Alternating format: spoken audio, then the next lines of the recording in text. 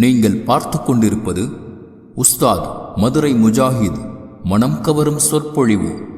இது மார்க்கம் மற்றும் சமுதாயத்திற்கான குரல். அஸ்ஸலாமு அலைக்கும் வரஹ்மத்துல்லாஹி வபரகாத்துஹு. இன்னல் ஹம்துலில்லாஹி நஹ்மதுஹு வ நுஸல்லி அலா ரசூலில் கரீம். அம்மா பஅத். அன்பார்ந்த இஸ்லாமிய சகோதர சகோதரிகளே, புகழ் அனைத்தும் அல்லாஹ் ஒருவனுக்கே. அல்லாஹுவின் புறத்திலிருந்து இறங்கக்கூடிய அருளும் அமைதியும் அவனுடைய இறுதி தூதர் நபிகள் நாயகம் ஸல்லல்லாஹு அலைஹி வஸல்லம் அவர்களின் மீதும், அவர்களின் காலத்தில் வாழ்ந்த சத்திய சஹாபாக்களின் மீதும், அதற்கு பிறகு வந்த தாபியின்கள், தபவு தாபியின்கள், இமாம்கள், இந்த உலகத்தில் வாழுகிற மூமின்கள் முஸ்லிம்கள் அனைவரின் மீதும் அல்லாஹுவின் அருளும் அமைதியும் என்றென்றும் நிலவட்டுமாக. பேரன்பு கொண்ட இஸ்லாமிய சகோதர சகோதரிகளே, பாபர் பள்ளிவாசல் இடிக்கப்பட்டு 33 ஆண்டுகள் கடந்துவிட்டது.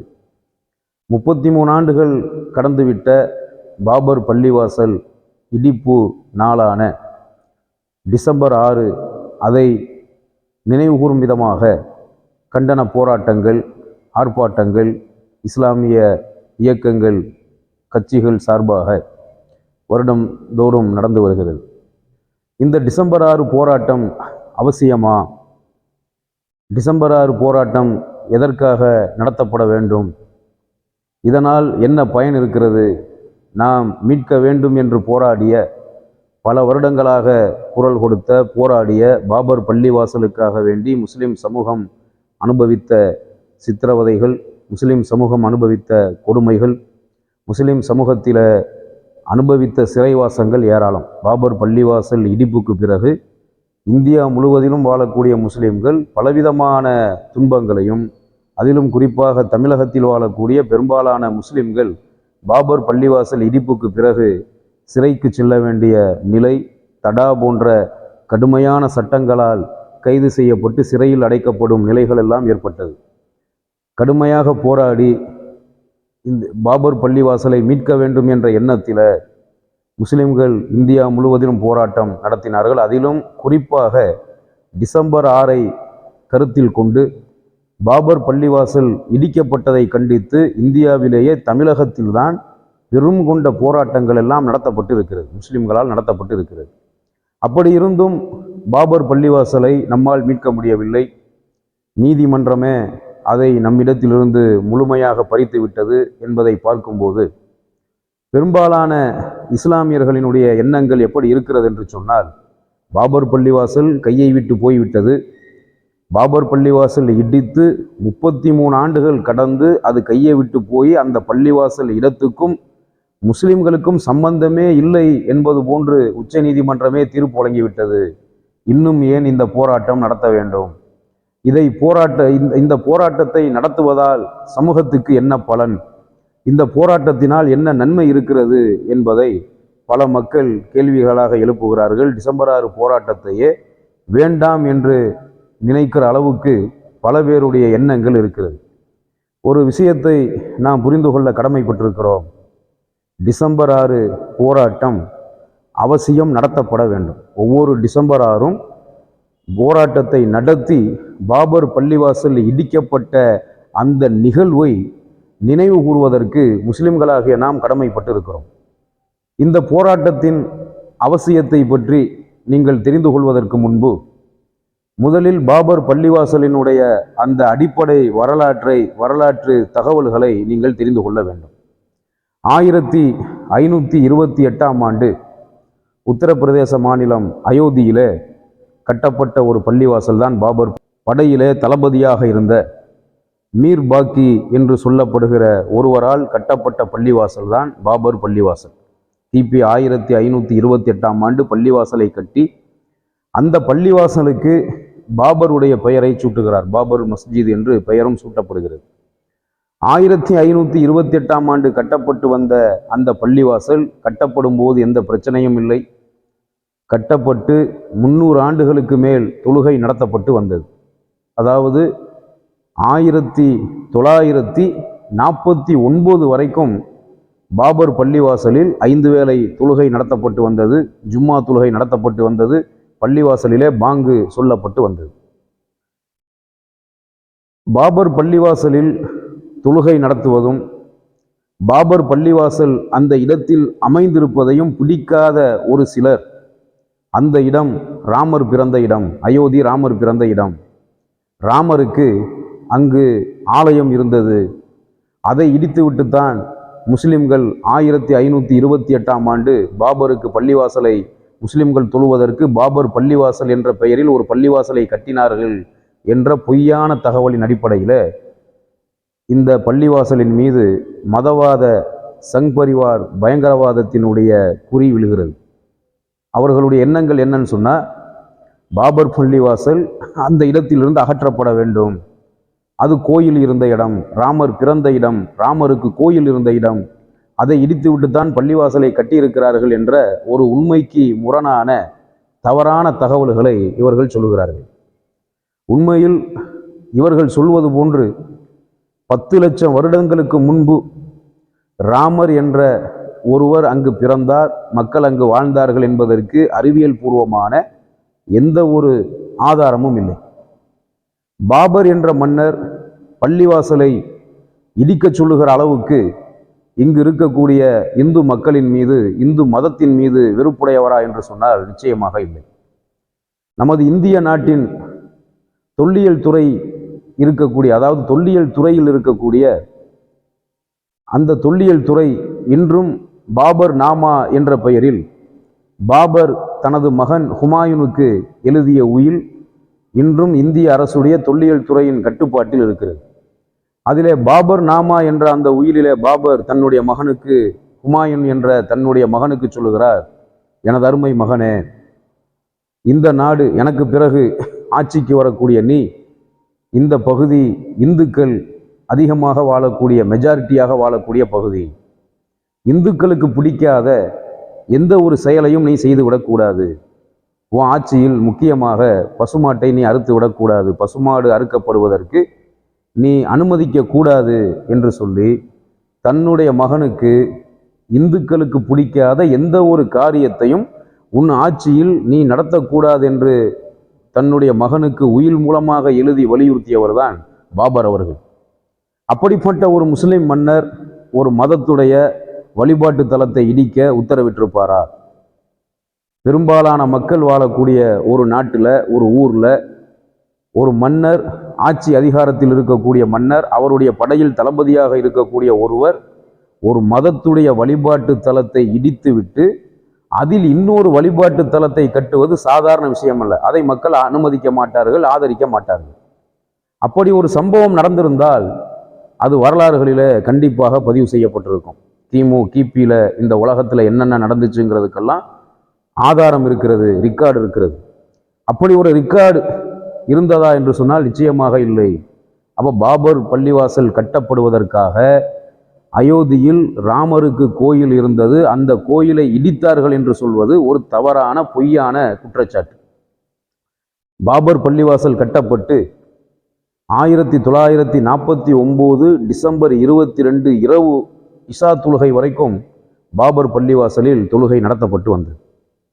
திடீரென்று ஒரு சில சங்பரிவார் கும்பல்கள், மதவாத கும்பல்கள் பாபர் பள்ளிவாசலை இடிக்க வேண்டும் என்று அவர்களுடைய திட்டம் 1800 இருந்து அவர்கள் கங்கணம் கட்டி கொண்டு இருக்கிறார்கள். 1528ஆம் ஆண்டு கட்டப்பட்ட பள்ளிவாசலின் மீது அவர்கள் காழ்ப்புணர்வு ஏற்பட்டு அவர்களினுடைய அந்த தவறான குறி பாபர் பள்ளிவாசலின் மீது விழுந்து அதை இடிக்க வேண்டும் என்ற திட்டம் சில ஆண்டுகளாக இருக்கிறது. சில கயவர்கள் இரவு நேரத்தில் இஷா தொழுகையை முடித்துவிட்டு பாபர் பள்ளிவாசல் நிர்வாகம், தொழுத மக்கள் எல்லாம் தொழுத பிறகு பள்ளிவாசல் கதவு மூடப்படுகிறது. மூடப்பட்ட அந்த பள்ளிவாசலினுடைய கதவு உடைக்கப்பட்டு பள்ளிவாசலுக்குள் அத்துமீறி நுழைந்து இமாம் மெம்பரிலே ஏறி உரை நிகழ்த்தக்கூடிய, அதாவது ஜும்மா சொற்பொழிவு, ஜும்மா பயான் பண்ணக்கூடிய அந்த ஜும்மா மேடையில் 3 சிலைகளை வைத்துவிட்டு செல்லுகிறார்கள். ராமன், லட்சுமணன், சீதை என்று சொல்லப்படுகிற 3 சிலைகளை வைத்துவிட்டு செல்லுகிறார்கள். காலை நேரத்தில் முஸ்லிம்கள் சுபுகு தொழுகையை நடத்துவதற்காக பள்ளிவாசலில் மாதினாக இருக்கக்கூடியவர் பள்ளிவாசலுக்கு வந்து பார்க்கும்போது பள்ளிவாசலினுடைய கதவு உடைக்கப்பட்டிருக்கிறது. அதற்குள் அத்துமீறி 3 சிலைகளை யாரோ வைத்துவிட்டு சென்றிருக்கிறார்கள். இதை பார்த்த தொழுகைக்கு வந்த அயோத்தி நகரத்தில் பாபர் பள்ளிவாசலில் தினமும் தொழுகைக்கு வரக்கூடிய அந்த மக்களில் சிலர் பார்த்து அதிர்ச்சி அடைந்து விடிந்தவுடனே பகல் நேரத்தில் காவல்துறையில் புகார் அளிக்கிறார்கள். வருவாய்த்துறைக்கு புகார் அளிக்கப்படுகிறது. அப்பொழுது இந்த வழக்கு பாபர் பள்ளிவாசலுடைய கதவு உடைக்கப்பட்டு அத்துமீறி அதுக்குள் 3 சிலைகளை வைத்த வழக்கு விசாரிக்கப்படுகிறது. காவல்துறையால், வருவாய்த்துறையால் விசாரிக்கப்படுகிறது. விசாரிக்கப்படும் போது யார் சிலைகளை வைத்து குழப்பத்தை ஏற்படுத்தினார்களோ அவர்கள் புதிதாக கற்பனையாக ஒரு தகவலை சொல்லுகிறார்கள். அயோத்தி ராமர் பிறந்த இடம், ராமர் அயோத்தியில் பிறந்தார் என்பது இராமாயணத்தில் சொல்லப்பட்ட ஒரு கதை, ஒரு தகவல். உண்மையில் இராமாயணம் என்பது இந்த உலகத்தில் நடந்ததா? அது எந்த காலத்தில் நடந்துச்சு? இவங்க சொல்லக்கூடிய அந்த காலத்தோடு ஒப்பிட்டு பார்த்தால் 10 லட்சம் வருஷத்துக்கு முன்னாடி இராமாயணம் நடந்ததாக சொல்லுகிறார்களே, அந்த காலத்தில் மனிதர்கள் இந்த பூமியில் வாழ்ந்ததுக்கு எந்த ஆதாரமும் இல்லை என்பது அறிவியல் கூறக்கூடிய ஒரு உண்மை. அப்போ அவர்கள் சொல்லுவது ராமர் பிறந்த இடம், ராமருக்கு இதில் ஆலயம் இருந்தது, அதை இடித்து விட்டுத்தான் பள்ளிவாசலை கட்டியிருக்கிறார்கள் என்ற ஒரு பொய்யான குற்றச்சாட்டை வைக்கிறார்கள் சிலையை வைத்தவர்கள்.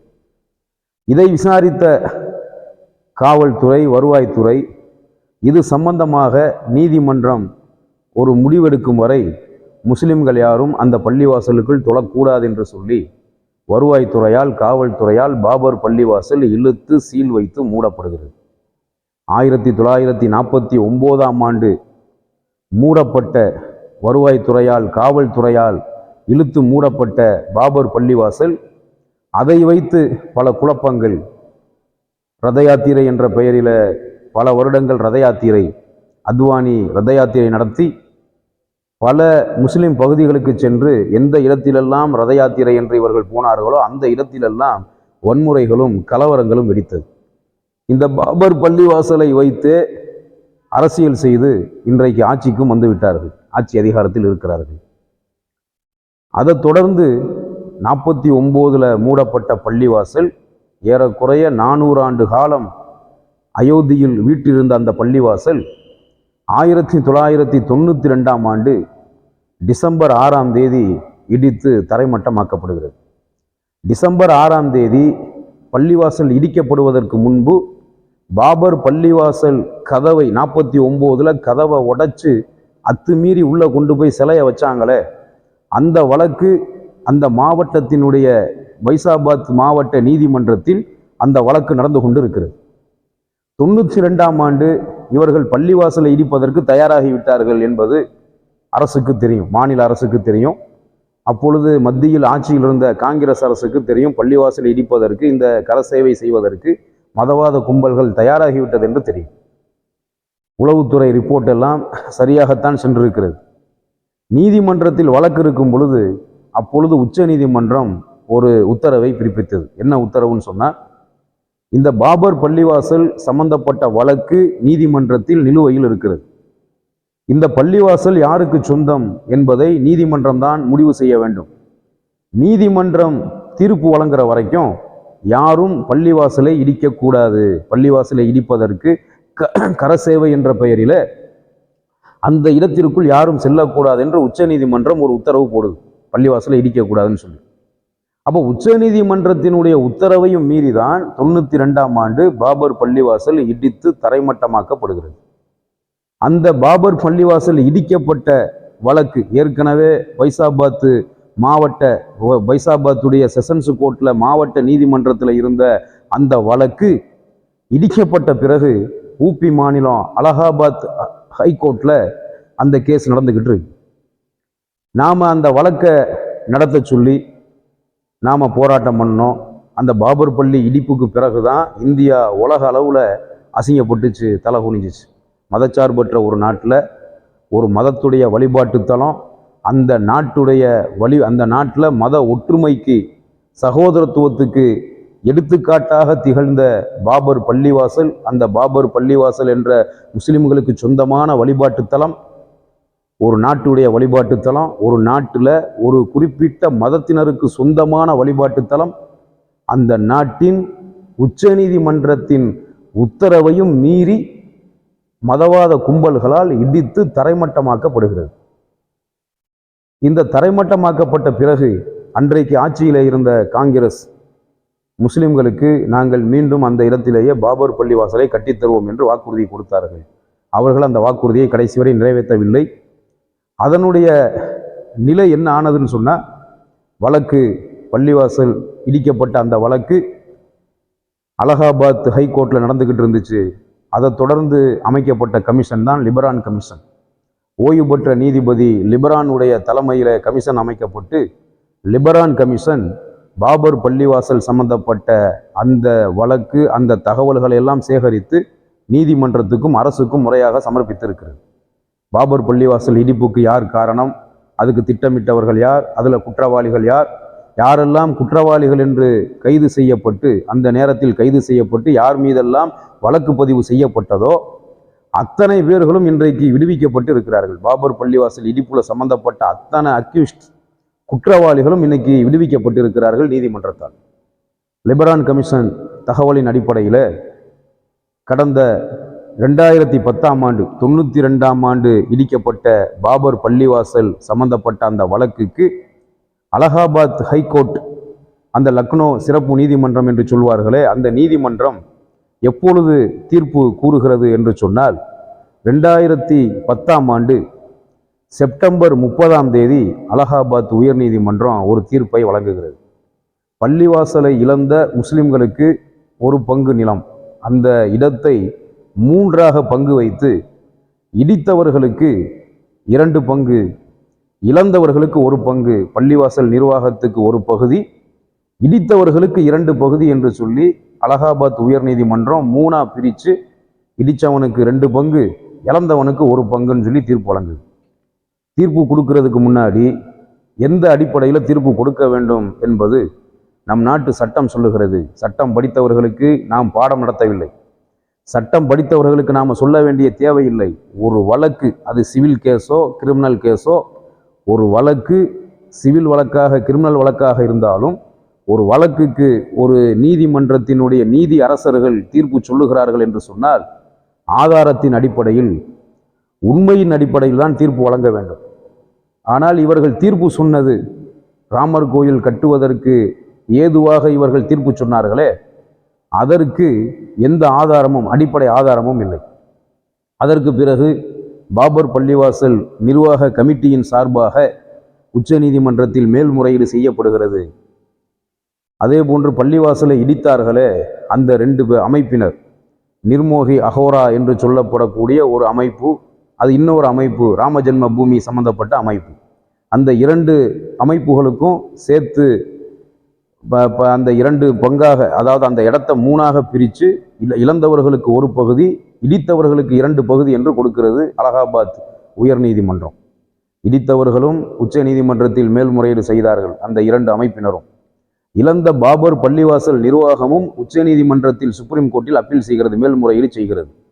அதற்கு பிறகு சில வருடங்கள் கழித்து 2010 வழங்கப்பட்ட அந்த தீர்ப்பை எதிர்த்து உச்ச நீதிமன்றத்தில் மேல்முறையீடு செய்யப்பட்டு கடந்த 2019 ஆண்டு நவம்பர் 9 உச்ச நீதிமன்றம் தீர்ப்பு வழங்குது. பாபர் பள்ளிவாசல் நிலம் சம்பந்தமாக தீர்ப்பு வழங்குறது.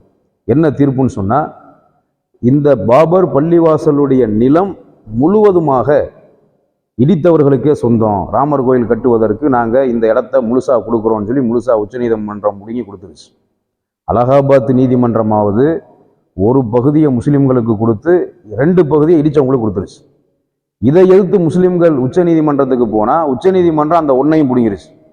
உங்கள்கிட்ட அந்த 1 கூட இருக்க வேணாம், மொத்தமாக பிடுங்கி, அதாவது உங்கள்கிட்ட ஒரு பகுதி, இடித்தவங்களுக்கு 2 பகுதின்னு கொடுத்ததை உங்கள்கிட்ட இருக்கிற அந்த 1 பகுதியும் பிடுங்கி நாங்கள் முழுசாக அந்த இடத்த இடித்தவங்களுக்கே கொடுத்துறோன்னு சொல்லி உச்ச நீதிமன்றம் சுப்ரீம் கோர்ட்டு இடித்தவர்களுக்கு முழுமையாக பாபர் பள்ளிவாசல் நிலத்தை கொடுத்து விட்டது. பாபர் பள்ளிவாசலை இழந்த முஸ்லிம்களுக்கு ஊபி அரசாங்கம் புறநகர் பகுதியில் நிலங்கள் தர வேண்டும் என்று அந்த மாநில அரசுக்கு உத்தரவிட்டு பாபர் பள்ளிவாசல் முஸ்லிம்களுக்கு சொந்தமான 400 வருடங்களுக்கு மேலாக அந்த இடத்தில் அமைந்திருந்த பாபர் பள்ளிவாசலுடைய நிலத்தை முழுவதுமாக உச்சநீதிமன்றம் இடித்தவர்களுக்கே வழங்கிவிட்டு இதற்கு பதிலாக முஸ்லிம்களுக்கு ஒரு இடத்த நீங்கள் கொடுங்கன்னு சொல்லி மாநில அரசுக்கு உத்தரவிட்டு தீர்ப்பு வழங்குச்சு. இப்போ உச்சநீதிமன்றம் இந்த தீர்ப்பை வழங்குச்சே, இது ஆதாரத்தின் அடிப்படையில் வழங்கப்பட்ட ஒரு தீர்ப்பா என்று சொன்னால் நிச்சயமாக இல்லை. உச்சநீதிமன்றமே ஒத்துக்கொண்டது. 400 ஆண்டு காலம் அந்த இடத்தில் பள்ளிவாசல் இருந்தது உண்மை. முஸ்லிம்கள் பல 100 வருஷம் தொழுகை நடத்தினது உண்மை. அதே நேரத்தில் அந்த இடத்தில் கோயில் இருந்தது. கோயிலை இடித்துவிட்டுத்தான் பள்ளிவாசல் கட்டினார்கள் என்பதற்கு போதுமான ஆதாரங்கள் இல்லை. இருந்தாலும் கூட உச்சநீதிமன்றம் ஏன் இந்த தீர்ப்பை கொடுத்துருக்குன்னு சொன்னால் ஆதாரமே இல்லை. கோயில் இருந்ததுக்கு ஆதாரம் இல்லை. ராமர் அந்த இடத்துல பிறந்தாருங்கிறதுக்கு ஆதாரம் இல்லை. அந்த இடத்துல ராமருக்கு கோயில் இருந்து அதை இடிச்சுட்டு தான் முஸ்லிம்கள் பள்ளிவாசல் கட்டினாங்கிறதுக்கு ஆதாரம் இல்லை.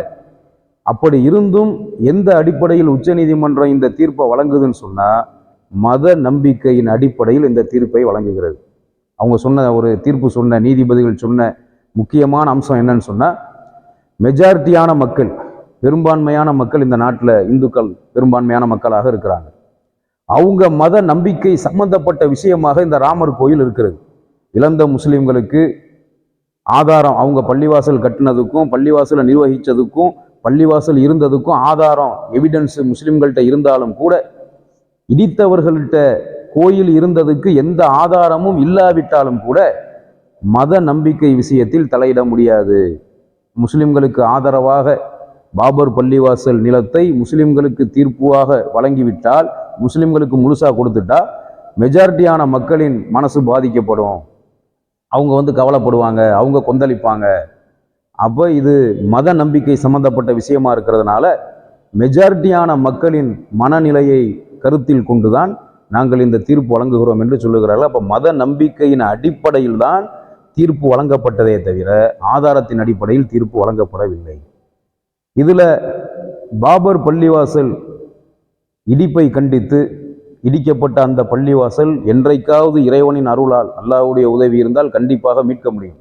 நாம் நினைக்கலாம், இடிச்சு 33 வருஷம் ஆச்சு, அதில் இன்னைக்கு கோயிலும் கட்டி முடிச்சிட்டாங்க. உச்சநீதிமன்றம் தீர்ப்பு கொடுத்த பிறகு கடந்த ஆண்டு கோயில் கட்டி முடிச்சிட்டாங்க. கோயிலும் முழுசாக கட்டப்பட்டு முடிச்சிருச்சு. இனிமேல் அந்த இடத்த மீட்க முடியுமா, அதில் பள்ளிவாசல் கட்ட முடியுமா, இதெல்லாம் சாத்தியமா நாம் நினைக்கலாம். நமக்கு சாத்தியம் இல்லை. அல்லாஹ்வுக்கு சாத்தியம் இல்லாதது எதுவும் கிடையாது. படைச்ச இறைவனான அல்லாஹ் எந்த இடத்தில் பாபர் பள்ளி இருந்ததோ அந்த இடத்தில் மீண்டும் பாபர் பள்ளி கட்டப்பட வேண்டும் என்று அல்லாஹ் நாடிவிட்டால், அல்லாஹ் உதவி செய்தால் கண்டிப்பாக நாம் கட்டலாம். நாம இல்லாட்டியும் நம்ம சந்ததிகள் அல்லாஹ்வுடைய உதவி அவர்களுக்கு இருக்குமே ஆனால், அல்லாஹ்வுடைய நாட்டம் இருக்குமே ஆனால் மீண்டும் கட்டப்படுவதற்கு வாய்ப்பு இருக்கிறது. அந்த நம்பிக்கையோடு தான் நாம் போராடிக்கிட்டு இருக்கோம். இந்த ஒரு பாபர் பள்ளிவாசல் விஷயம் மட்டுமல்ல, பாபர் பள்ளிவாசல் தீர்ப்புக்கு பிறகு உச்சநீதிமன்றத்தின் தீர்ப்புக்கு பிறகு அதே ஊபி மாநிலத்தில் இருக்கக்கூடிய காசியில் இருக்கக்கூடிய ஞானவாபி பள்ளிவாசலும் மதுராவில் இருக்கக்கூடிய ஈத்கா பள்ளிவாசலும் மதவாத கும்பல்களின் கட்டுப்பாட்டுக்கு போயிடுச்சு. அதில் குழப்பத்தை ஏற்படுத்தி மதுரா அவர்களுடைய திட்டமே என்னன்னு சொன்னால், முதல்ல பாபர் பள்ளிவாசலை இடிப்போன்னு சொன்னாங்க. அதுக்கப்புறம் காசியில் உள்ள பள்ளிவாசலை இடிப்போன்னு சொன்னாங்க. மதுராவில் உள்ள பள்ளிவாசல் இடிப்போன்னாங்க. இதுக்கடுத்து நாங்கள் இடிக்க போகிறது காசியில் உள்ள பள்ளிவாசல், மதுராவில் உள்ள பள்ளிவாசல்னு சொல்லி காசியில் இருக்கக்கூடிய பல 100 வருஷமாக வீட்டிலிருந்த ஞானவாபி பள்ளிவாசல் இன்னைக்கு இழுத்து மூடப்பட்டு இருக்கிறது. மதுராவில் இருக்கக்கூடிய ஈத்கா பள்ளிவாசலும் இன்னைக்கு அவர்களுடைய கட்டுப்பாட்டில் போய் அது இழுத்து மூடப்பட்டு இருக்கிறது. இந்த 3 பள்ளிவாசல்களில் ஒரு பாபர் பள்ளிவாசலை இழந்தோம். ஞானவாபி பள்ளிவாசல் நம்ம கையை விட்டு போயிருச்சு. மதுராவில் உள்ள ஈத்கா பள்ளிவாசல் நம்ம கையை விட்டு போயிருச்சு. இந்த 3 பள்ளிகள் மட்டுமல்ல, இந்தியா முழுவதும் தமிழகத்தில் சில பகுதிகளையும் சேர்த்து 3000க்கும் மேற்பட்ட பள்ளிவாசல்களை இடிக்க வேண்டும் என்பதுதான் அந்த மதவாதிகளுடைய திட்டம் என்பதை, RSS உடைய திட்டம் என்பதை நாம் புரிந்து கொள்ள கடமைப்பட்டிருக்கிறோம். இந்த போராட்டம் ஏன் நடத்தப்பட வேண்டும் என்று சொன்னால், நமக்கு பாபர் பள்ளிவாசலுடைய வரலாறு தெரியும். 40 வயதை கடந்த 30 வயதை கடந்தவர்களுக்கு, என்னை போன்று 40 வயதை கடந்த 30 வயதை கடந்தவர்களுக்கு பாபர் பள்ளிவாசலுடைய வரலாறு தெரியும். வருங்கால சந்ததிகளுக்கு இது தெரிய வாய்ப்பு இருக்கான்னு கேட்டால் இல்லாமல் போயிடும். வருங்கால சந்ததிகள் பாபர் பள்ளிவாசலின் வரலாறை அவசியம் தெரிந்து வைத்திருக்க வேண்டும். பாபர் பள்ளிவாசல் என்ற ஒரு பள்ளிவாசல் ஊபி மாநிலத்தில், இந்தியாவில் ஊபி மாநிலத்தில் அயோத்தி நகரத்தில் 400 ஆண்டுகளுக்கு மேலாக இருந்த பள்ளிவாசல் மதவாத தீய சக்திகளால் 1992ஆம் ஆண்டு இடித்து தரமட்டமாக்கப்பட்ட அந்த வரலாறு, உண்மை நிகழ்வு வரலாறு வருங்கால சந்ததிகளுக்கு கண்டிப்பாக தெரிந்திருக்க வேண்டும். இந்த போராட்டம் வருடந்தோறும் நடத்தப்பட்டால் தான் வருங்கால சந்ததிகள், சின்ன பிள்ளைங்கள்லாம் அதை பற்றி தெரிஞ்சுக்குவாங்க. இன்னொரு முக்கியமான அம்சம் என்னன்னு சொன்னால், பாபர் பள்ளிவாசல் 92ல் இடிக்கப்பட்ட உடனே, இதை பற்றி இந்த பள்ளிவாசல் இடிக்கப்பட்ட உடனே ஒரு சட்டம் ஒன்று இயற்றப்பட்டுச்சு. அதாவது 1991 வழிபாட்டு தலங்கள் சிறப்பு விதிகள் சட்டம் என்ற ஒரு பெயரில் சட்டம் அமுல்படுத்தப்பட்டுச்சு. இந்த சட்டம் சொல்லக்கூடிய ஒரு தகவல் என்னன்னு சொன்னா, the places of worship special provisions என்று சொல்லப்படுகிற ஸ்பெஷல் ப்ரொவிஷன் ஆக்ட் 1991, இந்த ஆக்ட், இந்த சட்டம், அதாவது வழிபாட்டு தலங்கள் பாதுகாக்கப்படுவதற்கு சிறப்பு விதிகள் சட்டம் என்ற ஒரு சட்டம் இயற்றப்பட்டு எல்லா மாநிலங்களிலும் இது அமுல்படுத்தப்பட வேண்டும், நடைமுறைப்படுத்தப்பட வேண்டும் என்பதற்காகத்தான் இந்த சட்டம் உருவாக்கப்பட்டது. 1991 வழிபாட்டு தலங்கள் சிறப்பு விதிகள் சட்டம் என்ற ஒரு சட்டத்தை இயற்றி, இந்த சட்டம் சொல்லக்கூடிய மிக முக்கியமான ஒரு அம்சம் என்னன்னு சொன்னால், 1947 ஆகஸ்ட் 15 இந்தியாவுக்கு சுதந்திரம் கிடைச்சிச்சு. 1947 இந்தியா சுதந்திரம் அடையும் போது எந்தெந்த வழிபாட்டு தலங்கள் யாரு கண்ட்ரோலில் இருந்துச்சோ, எந்த மதத்தின் சார்பாக இருந்துச்சோ அந்த நிலையே தொடர வேண்டும். ஒரு மதத்துடைய வழிபாட்டு தலத்தை இடிக்கக்கூடாது, ஒரு மதத்துடைய வழிபாட்டு தலத்தை இன்னொரு மதத்தின் வழிபாட்டு தலமாக மாற்றக்கூடாது என்பதைத்தான் 1947 சுதந்திரம் அடைஞ்ச வருஷம் இந்தியா முழுக்க எல்லா ஊர்களையும் உள்ள எல்லா வழிபாட்டு தலங்களும் எப்படி இருந்ததோ அப்படிதான் காலம் முழுக்க இருக்க வேண்டும். ஒரு குறிப்பிட்ட மதத்துடைய வழிபாட்டு தலத்தை இடிக்கக்கூடாது, குறிப்பிட்ட மதத்துடைய வழிபாட்டு தலத்தை வேறு மதத்தின் வழிபாட்டு தலமாக மாற்றக்கூடாது என்பதைத்தான் இந்த ஸ்பெஷல் ஆக்ட் சொல்லுகிறது. 1991வது ஆக்ட் இதைத்தான் முக்கியமாக சொல்லுகிறது. இதை மாநிலங்கள் எல்லாம் முழுமையா நடைமுறைப்படுத்துச்சான்னு கேட்டால் படுத்தலை. இந்த சட்டம் இயற்றப்பட்டு அது ஏற்றளவில் தான் இருக்கிறதே தவிர நடைமுறைக்கு வரவில்லை. அப்போ இது நடைமுறைக்கு வர வேண்டுமே ஆனால் வருஷம் டிசம்பர் 6 போராட்டம் நடத்தப்பட வேண்டும். இதை நீதித்துறைக்கு ஒவ்வொரு மாநில அரசுக்கும் கோரிக்கையாக வைக்க வேண்டும். இந்தியாவில் இஸ்லாமியர்களுடைய நிலை எப்படி இருக்கிறது என்பதை இந்த பாபர் பள்ளிவாசலுடைய வரலாறை வைத்து நாம் தெரிந்து கொள்ள முடிகிறது. எல்லாம் வல்ல அல்லாஹ் இழந்த அந்த மஸ்ஜிதை மீட்கக்கூடிய ஒரு வலிமையை இந்த உம்மத்துக்கு அல்லாஹ் தர வேண்டும்.